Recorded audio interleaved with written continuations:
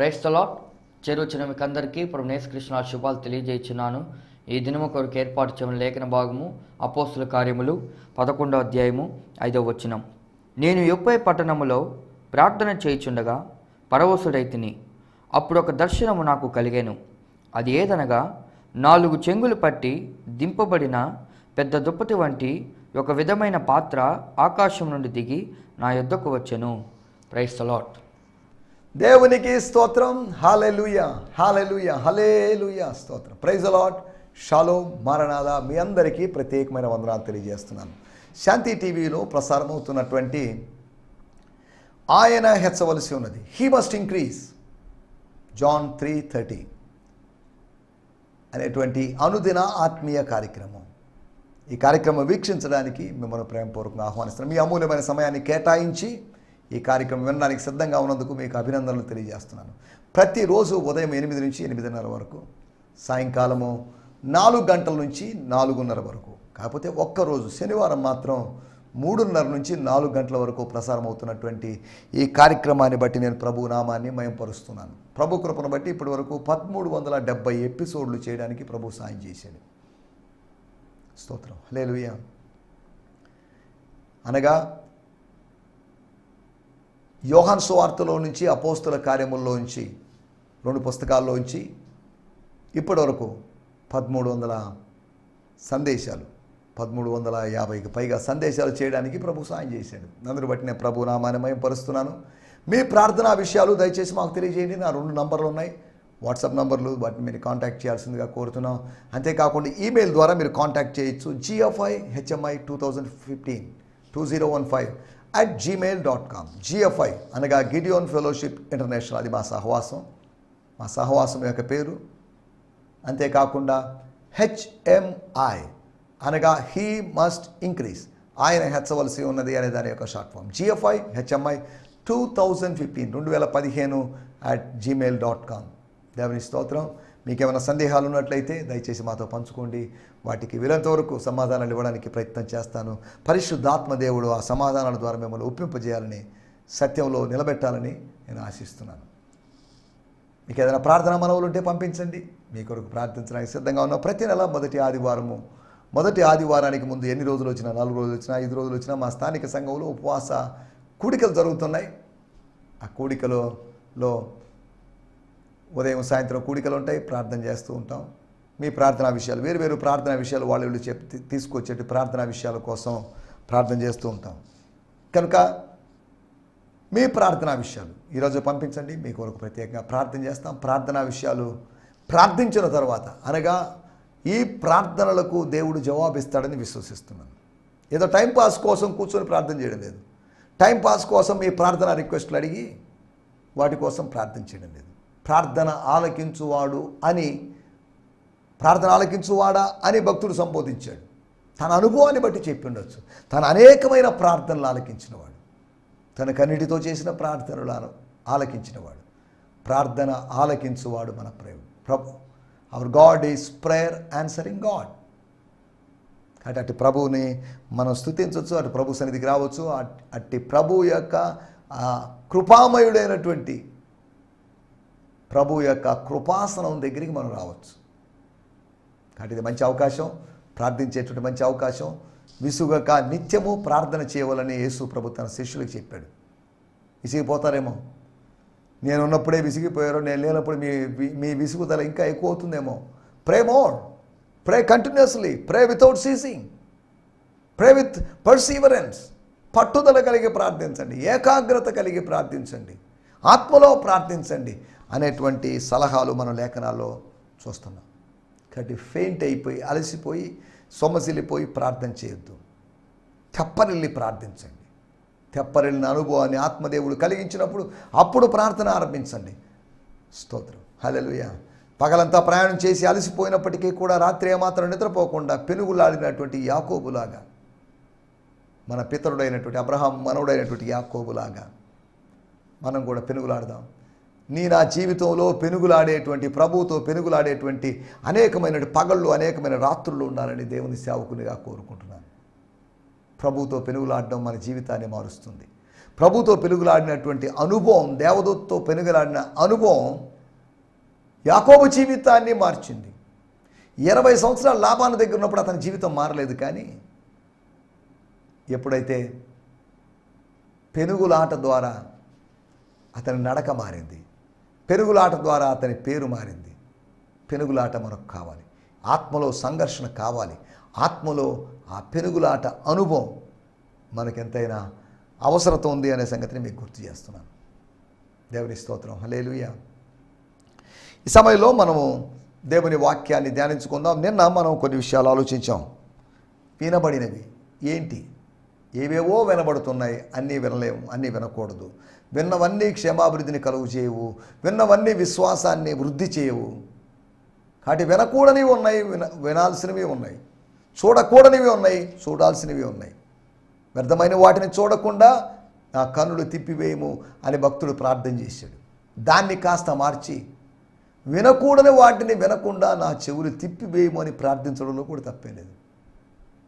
చూడకూడనివి చూడకూడదు, వినకూడనివి వినకూడదు. మన ఆత్మకు ప్రయోజనకరమైనవి ఏవో వాటిని తీసుకుందాం, మిగతా వాటిని వదిలేద్దాం. వాటిని గురించి డీప్గా ఆలోచించాల్సిన అవసరం లేదు. చాలామంది అనవసరమైన విషయాల గురించి ఆలోచిస్తుంటారు. వాళ్ళ టెన్షన్లన్నీ అనవసరమైన వాళ్ళ గురించి, అనవసరమైన విషయాల గురించి. స్తోత్రం, హల్లెలూయా. ఫిలిప్పీ పత్రిక 4వ అధ్యాయంలో చెప్పినట్లుగా ఇక్కడ రాయబడిన మాటలు మీకు అందరికీ తెలిసిన మాటలే అయినప్పటికీ కూడా చదువుతాను. 4వ అధ్యాయము, స్తోత్రం, 8వ వచనం. మెట్టుకు సహోదరులారా, ఏ యోగ్యతైనను మెప్పైనను ఉండినడలా ఏవి సత్యమైనవో, దేవుని స్తోత్రం, ఏవి సత్యమైనవో, ఏవి మాన్యమైనవో, 3వది ఏవి న్యాయమైనవో, 4వది ఏవి పవిత్రమైనవో, 5వది ఏవి రమ్యమైనవో, 6వది ఏవి ఖ్యాతి గలవో వాటి మీదే మనసు పెట్టుకోండి. స్తోత్రం, హల్లెలూయా. అనగా సత్యమైన వాటి మీద, మాన్యమైన వాటి మీద, స్తోత్రం, న్యాయమైన వాటి మీద, పవిత్రమైన వాటి మీద, స్తోత్రం, రమ్యమైన వాటి మీద, ఖ్యాతి గల వాటి మీద. అంతే, అనవసరమైన వాటి మీద మీ మనసులో ఉంచుకోదు. 6 విషయాలు అక్కడ రాయబడ్డాయి. సత్యమైనవి, మాన్యమైనవి, న్యాయమైనవి, పవిత్రమైనవి, రమ్యమైనవి, ఖ్యాతి కలిగినవి. అనగా సత్యమైనవి అనేది ఆరంభం, ఖ్యాతి గలవి అనేది లాస్ట్. ఈ 6 విషయాల్లో వీటి మీద మెడిటేట్ చేద్దాం. స్తోత్రం, హల్లెలూయా. కాబట్టి రకరకాల విషయాలు ఆలోచించి డైవర్ట్ కాకుండా, డిస్టర్బ్ కాకుండా దేవునిలో డిలైట్ అవ్వాలి మనం. దేవుని స్తోత్రం. నిన్న సువార్త స్వీకారాన్ని గురించి వినబడిందని, అది ఒక వివాదంగా మారిందని, సంతోషం కలిగించినప్పుడు దానికి ఒక సంజాయిషి చెప్పుకున్నప్పుడు సమ్మతించబడ్డారని, సమస్య లేకుండా పోయిందని, తర్వాత పేతురు గారు చంపుకు తినమనేటువంటి ఒక స్వరాన్ని, మానవ స్వరం కాదు, కొర్నేలి ఇంట్లో వాళ్ళ ఎవరి స్వరం కాదు, ఒక కొత్త స్వరం, తనకు అలవాటైనప్పటికీ ఎక్కడో విన్నట్టుగా అనిపిస్తుండేటువంటి ఒక స్వరం కావచ్చు. తర్వాత ఆత్మస్వరం కూడా వినబడింది. తర్వాత 12వ వచనంలో ఎటువంటి స్వరాన్ని వింటున్నావు? What type of voice you are hearing? నా గొర్రెలు నా స్వరాన్ని వినును అని పరమ కాపరి అయినటువంటి ప్రభు తన గొర్రెలైనటువంటి విశ్వాసులను ఉద్దేశించి చెప్పాడు. మనం ఆయన గొర్రెలమైతే ఆయన స్వరాన్ని మనం వినగలం. స్తోత్రం, హల్లెలూయా. ఆయన గొర్రెలం కాకపోతే ఆయన స్వరం వినలేము. మనం అపవాది గొర్రెలమైతే అపవాది స్వరాన్ని వింటాం, దేవుని గొర్రెలమైతే దేవుని స్వరాన్ని వింటాం. స్తోత్రం, హల్లెలూయా. కాబట్టి అపవాది స్వరం విషయంలో చెవిటి వాళ్ళుగా మారి, చెవిటి వాళ్ళమైపోయి, దేవుని స్వరం విషయంలో చెవులు తెరవబడిన వాళ్ళంగా మనం మారాలి. దేవుని స్తోత్రం, హల్లెలూయా. అంతేకాకుండా సమ్మతి కలిగించేటువంటి మాటల్ని, సమస్యాత్మకమైన మాటలు కాదు, సమ్మతి కలిగించేటువంటి మాటల్ని మనము వినాలని ఆవేశపడి దుడుకుతనముతో యుద్ధానికి దిక్కకుండా లేదా గొడవలకు దిక్కకుండా అవతల వ్యక్తి చెప్పేది వినడానికి మనం వేగిరంగా ఉండాలి, వినుటకు వేగిరపడాలి. స్తోత్రం, హల్లెలూయా. వినడానికి ఎస్ చెప్పండి సార్, అమ్మా ఏదో చెప్పాలనుకుంటున్నారు చెప్పండి, పాస్టర్ గారు చెప్పండి సార్ అని వినుటకు వేగిరపడేటువంటి తత్వం, ఈగర్ టు లిజన్. కొంతమందికి వినడానికి వేగిరపడరు వాళ్ళు, చెప్పడానికి, మాట్లాడడానికి, లొడలొడ మాట్లాడడానికి, వాగుడుకాయలాగా, ఒక చాటర్ బాక్స్ లాగా మాట్లాడడానికి వాళ్ళు సిద్ధంగా ఉన్నారు. అవతల వాడికి మాట్లాడే ఛాన్స్ ఎవరు? వినుటకు వేగిరపడువాడు. మాట్లాడుటకు నిదానించాలి, నిదానించి మాట్లాడాలి, ఆలోచించి మాట్లాడాలి, జాగ్రత్తగా మాట్లాడాలి. అంతేకాకుండా కోపించుటకు, ఆవేశపడే విషయంలో కూడా ఆలోచించి ఆవేశపడాలి. రైట్ టైంలో రైట్ పర్సన్ మీద రైట్ టైంలో మనం కోప్పడాలి. రైట్ టైంలో రైట్ పర్సన్ మీద మనం కోప్పడాలి. అంతవరకే కానీ అందరి మీద కోప్పడి అత్త మీద కోపం, దుత్త మీద అని చూపించినట్లుగా మనం వ్యవహరించకూడదు. దేవుని స్తోత్రం, హల్లెలూయా. మనం ఆలోచిస్తున్నట్టు విషయం, మనము ఎలా ఉండాలి? Very eager to listen. స్త్రీలైతే ఎక్కువ మాట్లాడేస్తారు, తక్కువ వింటారు.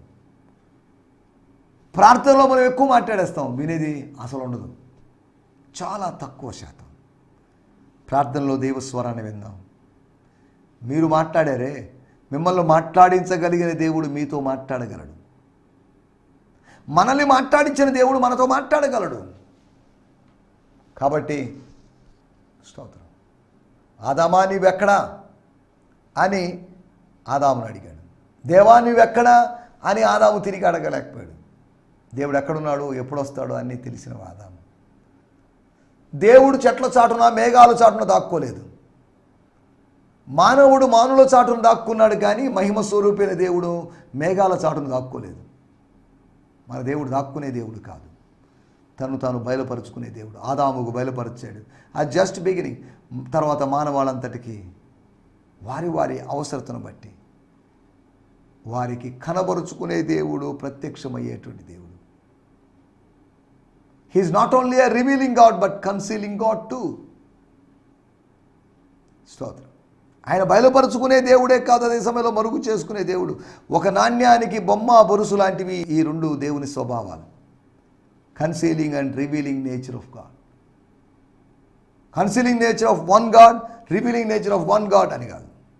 Concealing, both concealing and revealing nature of God, of the same God. దేవుని స్తోత్రం, హల్లెలూయా. సభలో మనం ఆలోచించాల్సిన మాటలు. స్వార్థను విన్నారు వాళ్ళు. ప్రభు హస్తము తోడుగా ఉన్నప్పుడు, ప్రకటనకు ప్రతికూల పరిస్థితులు వచ్చినప్పటికీ, ఈ రోజులోలాగా మీకు లైసెన్స్ ఉందా, మీకు పర్మిషన్ ఉందా అని అడిగేవాళ్ళు లేనప్పటికీ కూడా, డైరెక్ట్ అటాక్ చేస్తున్నప్పటికీ కూడా ప్రభు హస్తం వారికి తోడుగా ఉంది కనుక విన్నారు. విన్నవాళ్ళు అభినందించారని కాదు, విన్నవాళ్ళు ప్రభు తట్టు తిరిగారు. స్తోత్రం. వినిపించినటువంటి పేతురు తట్టో లేకపోతే భక్తుల తట్టు తిరిగారని కాదు, ప్రభు తట్టు తిరిగారు. మన మాటలు వినొచ్చు, కానీ మన వైపుగా తిరగాల్సింది ప్రభు వైపు. మన మాటలు వినగానే మన దగ్గర బాప్తీసం తీసుకుని మన సంఘంలో శాశ్వత సభ్యుడిగా ఉండాలని మన యొక్క దురభిప్రాయం. అలా ఏం లేదు. ఆసియా ఖండంలో సువార్తను విన్నాడు, కానీ ఆఫ్రికా ఖండానికి వెళ్ళి అక్కడ ఒక సువార్థికుడిలాగా, ఒక విశ్వాసిగా మారిపోయాడు అని నపుంసకుడి గురించి మనం ఆలోచించవచ్చు. స్తోత్రం. మనం వినాల్సి సంభవించబోయేటువంటి వాటి గురించి, అనగా కొత్త సంగతుల గురించి అని కాదు, ఎథెన్స్ వారిలాగా అని కాదు. మనకు అవసరమైంది మనల్ని సిద్ధపరచడానికి దేవుడు మనకు తెలియజేస్తాడు. ఏ విధంగా యోసేపుకు దేవుడు 7 సంవత్సరాలు కరువు రాబోతుందని బయలుపరిచాడో, దేవుడు మనల్ని అలర్ట్ చేస్తాడు. మనకెప్పుడో వాక్యంలో హెచ్చరికలు ఇచ్చాడు. యుద్ధాలు, కరువులు, కాటకాలు, భూకంపాలు ఇవన్నీ జరుగుతున్నాయి. లేదండి ఇవేమీ లేదు, ఒటిదే. కరువులు ఎక్కడున్నాయి, భూకంపాలు ఎక్కడున్నాయి, రాజ్యం మీదకి రాజ్యం ఎక్కడుంది, ప్రేమ చల్లారిపోవడం ఎక్కడుంది అని ఎవరు అనే అవకాశం లేదు. యేసు ప్రభు చెప్పిన ప్రతిదీ అక్షరార్థంగా నెరవేరుతూ ఉంది, నెరవేరింది, నెరవేరుతూ ఉంది. యెరూషలేమును ముట్టడి వేశారన్నారు. యేసు ప్రభు చెప్పినటువంటి ఆ ఒలివ డిస్కోర్స్లో లేదా ఒలివ కొండ ప్రసంగంలో కొన్ని నెరవేరినాయి, ఇంకా కొన్ని నెరవేరాలి. కొన్ని నెరవేరాయి కనుక మిగిలినవన్నీ కూడా నెరవేరుతాయి. నేను చెప్పే మాటల్లో నా మాటల్లో ఒక్కటి కూడా గతించదు, సున్నైనను పోలేను, ప్రతిదీ పక్కాగా ఖచ్చితంగా నెరవేరుతుందని ప్రభువు చెప్పాడు. ఏం మరి నేను ఒక 100 ప్రయత్నాలు చేస్తాను, వాటిలో సక్సెస్ అయితే అవ్వండి ఒక 50-60 అని కాదు. నో, నేను చెప్పిన సమూయేలు చెప్పిన ప్రతి మాట నెరవేరినట్లుగా ప్రభువు చెప్పినట్టు ప్రతి మాట సమూయేలు కన్నా గొప్పవాడని ప్రభువు చెప్పిన ప్రతి మాట నెరవేరుతుంది. కాబట్టి వినబడినటువంటి విషయాలు సువార్త స్వీకరణ గురించి స్వరం, స్వర్గపు స్వరం, సమ్మతి కలిగినటువంటి స్వరం, సమ్మతింపజేసేటువంటి మాటలు, సువార్త అంతేకాకుండా సంభవించబో ఫ్యూచరిస్టిక్ ఈవెంట్స్ ఇవి మనం వినాలి.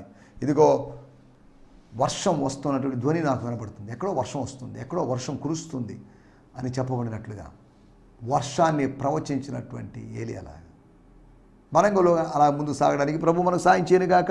ఈ దిన ధ్యానం నిమిత్తమై అపోస్తుల కార్యములు 11వ అధ్యాయము 5వ వచనం, book of acts 11th chapter verse 5.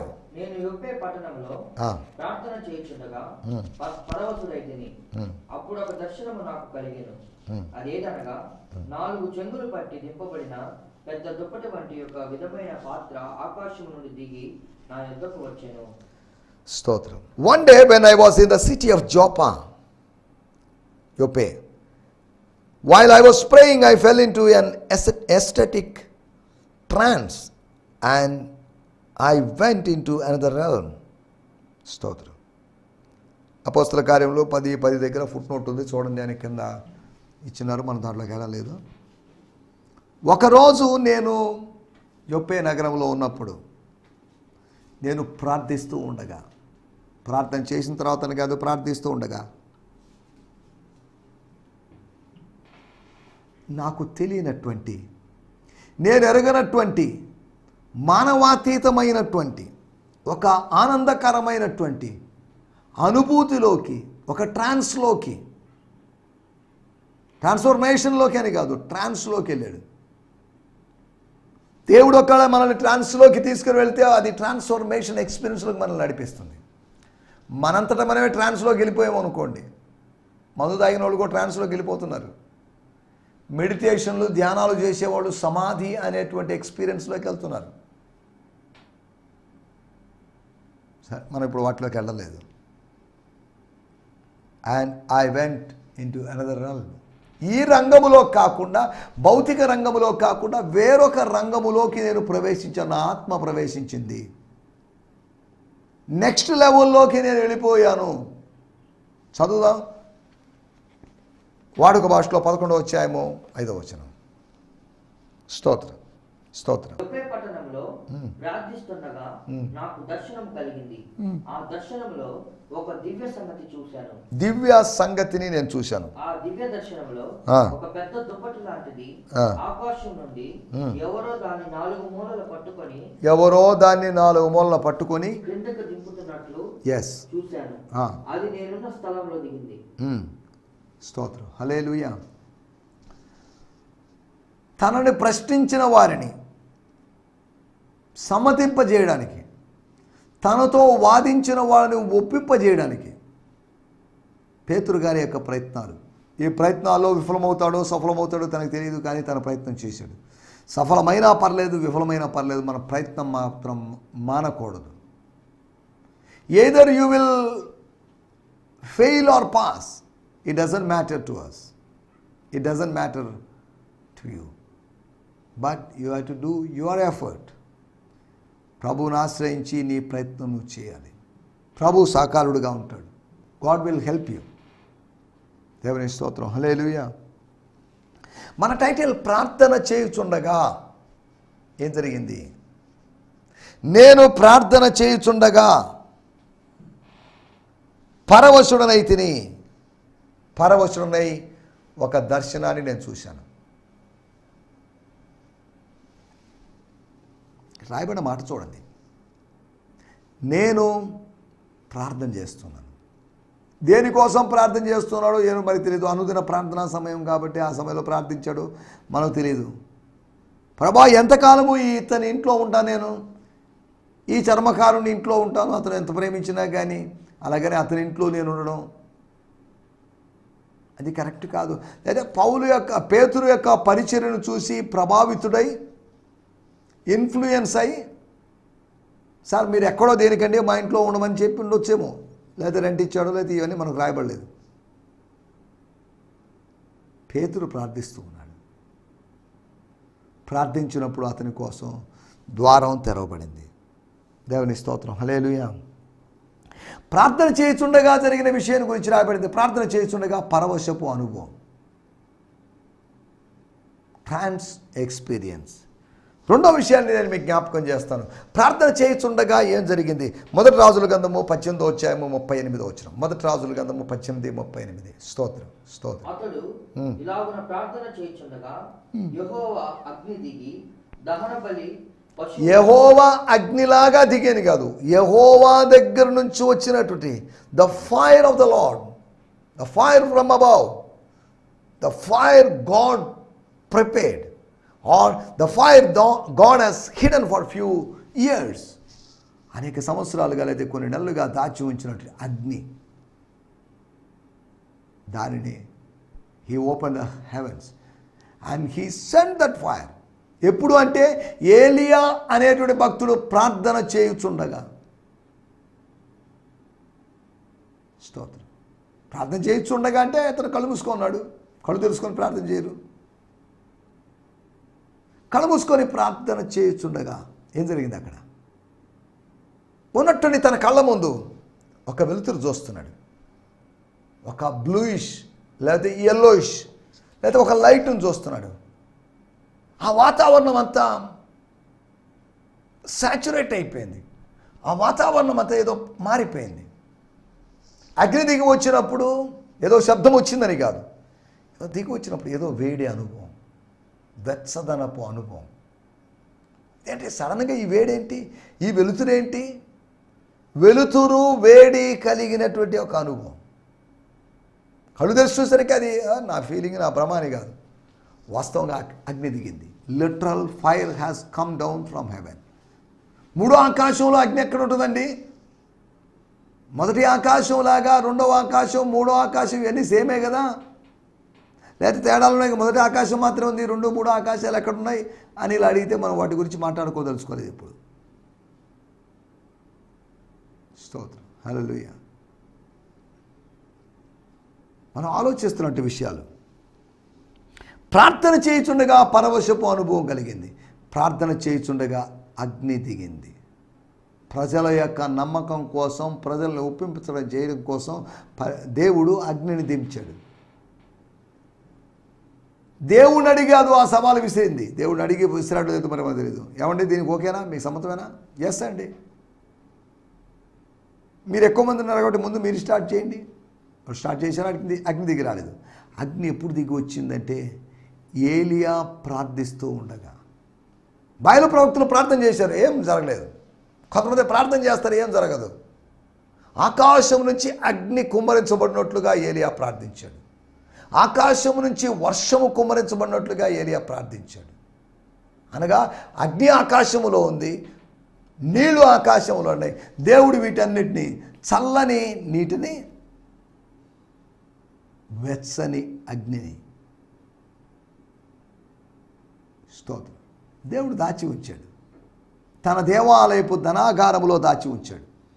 అవసరమైనప్పుడు వాటిని బయటికి పంపిస్తాడు. దేవుని స్తోత్రం, హల్లెలూయా. మనం ఆలోచిస్తున్న విషయాలు. మూడో విషయాన్ని నేను మీకు జ్ఞాపకం చేస్తాను. చదవండి, ఇర్మియా గ్రంథము 31వ అధ్యాయము 9వ వచనం. వారు ఏడ్చుచూ వచ్చెదరు, వారు నన్ను ప్రార్థించుచుండగా నేను వారిని నడిపించు. వారు నన్ను ప్రార్థించుచుండగా, నాకు ప్రార్థన చేయుచుండగా, while they were praying, నేను వారిని నడిపింతును. I will guide them when they pray. When they were in prayer, they were continuing the prayer. When they were doing non-stop prayer, స్తోత్రం, హల్లెలూయా, then I will lead them or I will guide them. వాటి ప్రార్థించుచుండగా పరవశము, అగ్ని అనుభవము, అంతేకాకుండా ప్రార్థించుచుండగా జరిగినటువంటి మూడో విషయం మనం ఆలోచించాం. ఇర్మియా గ్రంథంలో నడిపింపు కలిగింది. కాస్త నడిపింపు కలిగింది. ప్రార్థన ఆపలేదు, మళ్ళీ ప్రార్థన చేస్తున్నాం. కాస్త నడిపింపు. అలా ప్రార్థిస్తున్న కొలది ప్రభు యొక్క నడిపింపు మనకు దొరుకుతుంది. నాలుగో విషయాన్ని నేను మీకు జ్ఞాపకం చేస్తాను. 9వ అధ్యాయం 11వ వచనం. అతడు, ప్రభువా, ఇదిగో నేనున్నానెను. అందుకు ప్రభువు, నీవు లేచి తిన్నని అనబడిన వీధికి వెళ్ళి యూదా అనువాని ఇంట తార్సు వాడైన శౌలు అనేవాడి కొరకు విచారించుము. ఇదిగో అతడు ప్రార్థన చేయుచున్నాడు. సరే, ఇదిగో అతడు ప్రార్థన చేయుచున్నాడు అనేది కాదు మన పాయింట్. మన పాయింట్ ఏంటంటే ఇక్కడ అతడు ప్రార్థన చేస్తూ ఉన్నాడు. ఇదిగో ఆయన ప్రార్థన చేసేసాడు అని కాదు, ఆయన చేయుచూ ఉన్నాడు. While he was praying, Ananias entered that place. అననీయా ఎప్పుడు ప్రవేశించాడంటే, పశ్చాత్తాపడిన వారి ప్రార్థన పైకి ధూపములాగా లేస్తూ ఉన్నప్పుడు అననీయా లోపలికి అడుగుపెట్టాడు. దేవుని స్తోత్రం, హల్లెలూయా. ఇంతమంది ప్రార్థన చేసేటి యూదా గారింటికి వెళ్ళాలా, ప్రార్థన చేసే యూదా గారింటికి వెళ్ళాలని కాదు, యూదా ఇంట్లో ప్రార్థన చేసేటువంటి వ్యక్తి దగ్గర కలుసుకోమని. స్తోత్రం, హల్లెలూయా. మనం ఆలోచిస్తున్న విషయాలు దర్శనము యొక్క నెరవేర్పు కొరకు ఆయన ప్రార్థన చేస్తున్నాడు. 5వ విషయాన్ని నేను చెప్పి ముగిస్తాను. అపోస్తుల కార్యములు 22వ అధ్యాయము 17వ వచనం. అంతటా నేను యెరూషలేమునకు తిరిగి వచ్చి దేవాలయంలో ప్రార్థన చేయుచుండగా, యెరూషలేములోని దేవాలయములోను ఆ హేరోదు దేవాలయములో నేను ప్రార్థన చేస్తూ ఉండగా నేను పరవశుడయ్యాను. ప్రభువును చూచితిని. స్తోత్రం. పరవశుడై నేను ప్రభువును చూశాను. పరవశుడై దర్శనాన్ని చూశాడు. పరవశుడై దేవుని కుమారుణ్ణి చూసినటువంటి పౌలు, పరవశుడై దర్శనాన్ని చూసినట్టు పేతురు. పారవశ్యపు అనుభవం. స్తోత్రం. ప్రార్థన చేయుచుండగా జరిగినటువంటి 5 అనుభవాలు. ఒకటి, ప్రార్థన చేయుచుండగా జరిగినట్టు విషయం పరవశం కలిగిందని, ప్రార్థన చేయుచుండగా అగ్ని దిగిందని, ప్రార్థన చేయుచుండగా నడిపింపు దొరికిందని తన ప్రజలకి, ఇశ్రాయేలు ప్రజలు, కొన్ని లక్షల మంది ప్రజలకి, ఈ లక్షల మంది ప్రజలు ప్రార్థిస్తూ ఉన్నారు. అంతేకాకుండా దర్శనం యొక్క నెరవేర్పు జరిగిందని, అంతేకాకుండా దేవుని కుమారుని యొక్క దర్శన భాగ్యం దొరికిందని మనం మాట్లాడుకున్నాం. కాబట్టి ఇట్టి అనుభవాలు, ప్రార్థన చేసే అనుభవాలతో మనం ముందుకు సాగడానికి ప్రభువు మనకు సహాయం చేయనుగాక. ఆమేన్, హల్లెలూయా, హల్లెలూయా. మీ అందరికీ వందనాలు. ఈ సందేశము మీకు ఆశీర్వాదకరంగా ఉందని నమ్ముచున్నాము. ప్రార్థన అవసరతల కొరకు మమ్మల్ని సంప్రదించవలసిన మా చిరునామా గిద్యోన్ మిషన్ చర్చ్, 6వ వీధి, శాంతినగర్, నెల్లూరు 4, ఆంధ్రప్రదేశ్. పిన్ 524004. మా ఫోన్ నంబర్లు 7036443613, మరి ఒక నంబర్ 9392293010. మా ఈమెయిల్ ఐడి gfihmi2015@gmail.com. దేవుడు మిమ్మును ఆశీర్వదించునుగాక. ఆమేన్.